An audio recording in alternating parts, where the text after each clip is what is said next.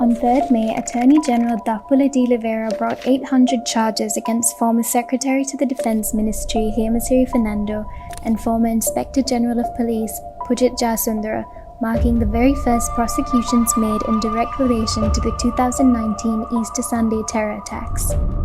These charges come more than 2 years after the bombings, which occurred on 21st April 2019 and killed 269 people and injured more than 500. Since then, concerns have been raised regarding the prolonged investigation into the attacks and the lack of transparency to its findings, particularly by Cardinal Malcolm Ranjith, Archbishop of Colombo.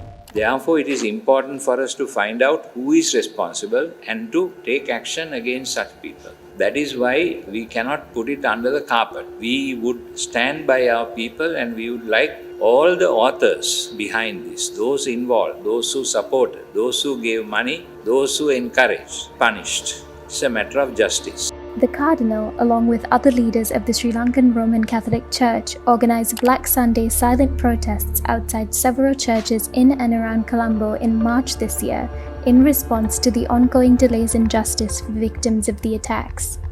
Dressed in black for Sunday Mass, worshippers held up placards that asked, "Who ran the operation behind the curtains? Will the law be enforced against those found negligent?"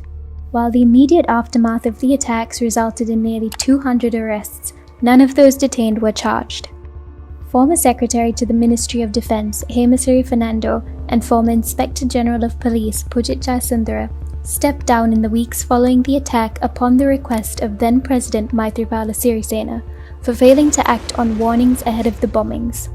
The former Chief of National Intelligence, Sisiri Mendes, was also fired from his post after alleging Sirisena was forewarned about the threat of a potential attack. In September 2019, a 5-member Presidential Commission of Inquiry was appointed by Sirisena to look into the attacks. Tasked with conducting an investigation into the bombings and recommending necessary steps to be taken in light of their findings, the commission was taken over by current President Gotabaya Rajapaksa when he assumed office in November that same year. In February this year, the Presidential Commission of Inquiry submitted its final report to President Rajapaksa. The report contains evidence collected from 457 people over 214 days, among them political figures, members of the security forces, and survivors of the attacks. Only certain details from the report have been made public thus far. These include the identification of 3 people directly involved in the attacks, as well as the recommendation that 2 organizations found to be fostering violent extremist ideologies, Sri Lanka Jamaat-e-Islami and Sri Lanka Jamaat-e-Islami Students Movement, are banned immediately.